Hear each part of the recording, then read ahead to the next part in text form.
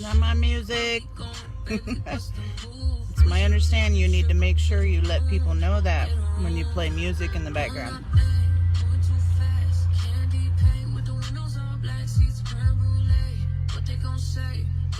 Good morning, Facebooker friends. How the heck are you? So, in light of everything that's happening, let's talk about positive things, right? So, I'm on my way to a business meeting and wanted to stop and just share it. Stopped and got me a latte. Who loves coffee? What's your favorite coffee drink from the latte shops? I don't have them very often, but every once in a while I like to have a vanilla breve latte. I know, they're so fattening. Bad. Oh well. So anyways, I wanted to hop on and share with you like the number one thing on my journey that I've come to know as the absolute thing that just either stops rising soulpreneurs or gets in the way of entrepreneurs being successful in their businesses. And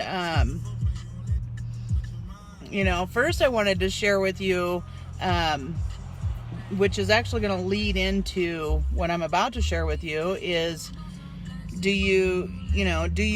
you an entrepreneur? Are you someone who's just starting a business, or you got excited and you joined another network marketing company, but you still have some stuff, like, can I do this? And you're just super excited. Have you ever experienced that where you get an inspired idea and you want to go for it, but then you're reminded last time it failed? You have like a lot of feelings around it. So the first time I wanted to, actually, let me back up a little bit. I lost my train of thought here. We got people leaving in and out of this building, so I was just kind of watching. Squirrel! Anyways, so here in the next couple of days, I'll be starting a free 7-day challenge. It's the Mindset Mastery Challenge, and I'm super excited about sharing this with you because that's the one thing that has always been the thing that I always come back to in my business, and it has for 20 plus years. I didn't start to discover the power of our mindset until a decade ago. So literally, I'm taking all this amazing knowledge that I've gained over this decade of years that I've learned and applied in my own life, my own business, and I'm going to be sharing it in 7 days. So if you are someone who is a rising soulpreneur, whether you're a networker, coach, realtor, it doesn't matter, whatever, because we have like 4,400, I believe, or somewhere in the 4,000s of industries around the world, and somebody's always starting something new, or you're starting something new, or you have that next great idea that you just know people could use today in our world, the way things are happening. And if you're here with me, let me know. Share some hearts, some love. Tell me where you're at in the world. I'd love to know. So anyways, or we're invited by a friend or a family member to join them in a network marketing company. And it's scary but exciting at the same time. However, let's just imagine this for a minute. You get excited, you start to go for it, and you're like, I want to do this, but I don't know how. Maybe you're following some system, or maybe you've already been there. Whitney, hey girl. So maybe you've already been in business for a while and you're just not having those kinds of results that you could be having, and you're feeling a bit discouraged or hopeless. Good morning, Baya. I'm on my way. I felt inspired to do a live stream here. So anyways, so maybe you're one of those rising soulpreneurs, and So this free 7-day mindset mastery challenge is just for you. Because, look, it was about 20 something years ago. I know I was in my 20s. I grew up in poverty. Bless my mom's heart. She worked 2 or 3 jobs, and I remember her giving me and my brother, paper food stamps, and we'd go up the street. Good morning, Heather. We'd go up the street and buy penny candy. Oh, thank you. I know. I feel like I'm radiating beauty, beauty and love. So I was thinking about that, and I was thinking about like how I spent half of my life surviving. And so, good morning, Miss Sherry. And so, if you grew up in poverty, thank you. I feel fantastic. If you are someone who grew up in poverty or with a scarcity mindset, first off, a lot of it is just the way you grew up, right? We had no choice in the matter. It wasn't our choice to, at a soul level, we probably chose it, but physically in this realm, a lot of it was social conditioning, whether it be by our parents or whether it was by, the government, whoever. Like, it just is social conditioned programming around money. But anyways, so for entrepreneurs though, it's a big struggle, and there's a high percentage of businesses that end up failing. And I didn't even realize you could be in business for yourself. Like, I just didn't know, because I was too busy surviving, living on the government. And I think I want to say I was in my early 20s. Anyway, so I was in my early 20s. Like, I'm telling you, most of my life I was on food stamps or cash assistance, the cash assistance program. And I just thought that was what you were supposed to do. I wasn't, and there was a lot of shame and guilt around it, right? And gosh, I remember going to the grocery store in my 20s, even in my teen years, and laying out paper, they were poopy, paper food stamps, laying them out on the register to pay for the food that I was buying. It was like the most embarrassing thing ever. But, I never questioned it. Like, it was just the way it was, right? And anyways, so, and then I got into doing grassroots organizing around the topic. Like, I even was actively out there saying there's nothing wrong with using food stamps, and there isn't. Like, don't get me wrong, okay? Like, there's a time when we need that stuff in our lives. However, I was one of those with the mindset that this was something you always relied on. It was a way of surviving. Yeah. So the thing is, one time when while I was on cash assistance, they started offering these programs because of the Welfare Reform Act.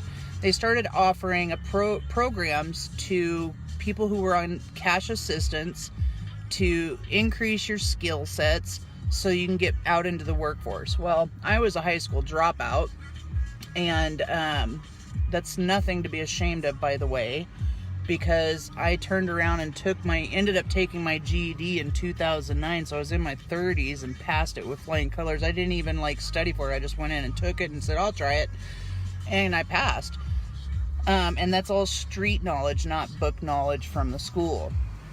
So anyways, so I'm in these classes, and I'm learning about computer skills, which I absolutely am so grateful for, you guys. I was so grateful that there was programs or these classes and workshops being offered, because I think maybe I didn't know this consciously, that I actually wanted to go more, be further ahead in life than where I was at.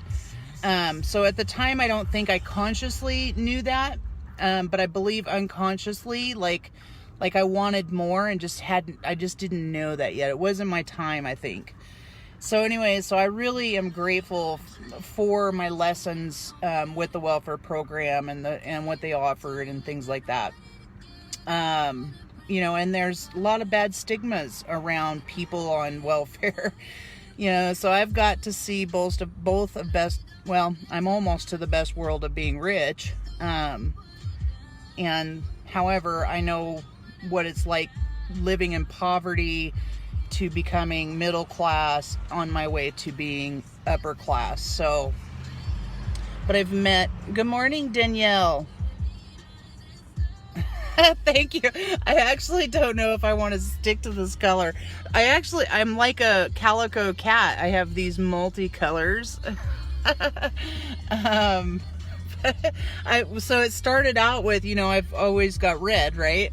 And so it started out with me stripping it. And I was like, ooh, that's too blonde. I can't wait, because I want to strip it and do my red again. I just need to try different flavors, right? And so I stripped it, and it was just like this weird looking blonde. So then I was like, okay, I'll put this ash blonde in it. And this is what it's come out to looking like. And I'm kind of wondering if maybe I was born to be like a beach blonde, because I love the beaches so darn much. Anyways, so where was I? So I'm in these classes, and one day I went to class, and this lady came in, and she's sharing with us. She was from the Small Business Administration. I will tell you what, I was so lit up when she started talking about you could be in business for yourself. I'm like, what? Like, I didn't even know that. Isn't that hey, I just didn't know that. I knew there was businesses, but I had good morning, Tammy. But I had no idea that it had anything to do, like anybody could just do it, right? So I just suddenly was inspired. I'm like, oh my gosh, like that's what I want to do. I want to be a business owner. And I was in my early 20s. Has anybody, when did you learn about entrepreneurship? When was your first time? I'd love to know. It was so cool to hear, you have the chance to become an entrepreneur. Anyway, so I was, excited about this class. So because I was on welfare, they scholarshiped me in this, I think it was 6 or 8 weeks course called the Next Level Entrepreneurship. I even have the certificate still. Anyways, so I did that, and I started my first business. It was a local business, and I had this is when I really started to see how much of a visionary I was. And I never really was a dreamer in my younger years. Yeah, I think I would, well, let's see, it was actually during when I met Buck Barta. He was, let's see, we met in 1996. We actually met before that, in 95. But I was in those classes, I think it was in 1997, and I was 22 when I met him, somewhere 22 or 23. So yeah, about mid-20s, a little bit before 25. I know I was 22 or 23 when I took those classes, because that's when I stopped stripping too. Yes, I used to be an exotic dancer, y'all. And that actually essentially was my first business. I started an entertainment business, and I got calls from local artists to send girls over to be models and things like that. It was fun. And it was my introduction into entrepreneurship. Anyway, so that was exciting. And I didn't know, where my journey would lead me. I wasn't thinking like that. I wasn't a goal-oriented person. Like I said, I was a person who lived in survival. And then I started in I want to say in about 2004, 2005 is when I was introduced to my first network marketing company. And I fell in love, absolutely fell in love with the industry. But I was also still like just not there yet mindset wise. So that's what the number one thing is, you guys, that I've learned over the 20 plus years of being in business is mindset is everything. I didn't start learning though about how, the impact that my mindset would have on my life until I started to understand and gain the knowledge and applying the tools in my life. So I've been doing this now for a decade, a little over a decade. And I immersed myself in ontological living and in performance and leadership for, forever it seems like. But I immersed into it a decade ago. And what I can tell you is that if you struggle with fear of failing, if you struggle with I'm not good enough, I don't deserve, or I don't matter, or I'm not lovable, it doesn't matter. It's all the mind, right? The itty bitty shitty committee is going to tell you whatever to keep you in survival mode. So if you're up against, you've hit the ceiling, or you want to start a business, or you just are getting going in your new networking marketing business, this 7-day challenge is for you. We're going to master your mindset. I'm going to take all that knowledge from top leaders from around the world, and I'm going to give it to you in 7 days. Oh, thank you, Tammy. And if you haven't started a business and you're considering starting one, come join us. So drop me in the comments that you want in, because in the next couple of days I will drop the links and we will start the challenge next Monday. I want to give everybody a week some time to get signed up, and that way we have a good sizable community of us, because it's going to be in the engagement that's going to be just delicious, for one. Two, you're going to overcome and squash some of these fears and obstacles of your mind that are getting in the way of you being successful in your business. So, all right, you guys, I got to head to my friends. I'm already super late. Sorry, Barda. All right, love you guys. Namaste.